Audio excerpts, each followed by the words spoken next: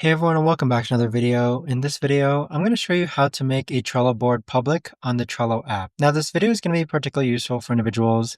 Let's say that you want to go ahead and make one of your Trello boards public so that others can actually view it. How do you actually go ahead and change the visibility to public on the Trello app? Now this video is going to be short, sweet, and simple, guys. There's not going to be a lot of steps involved.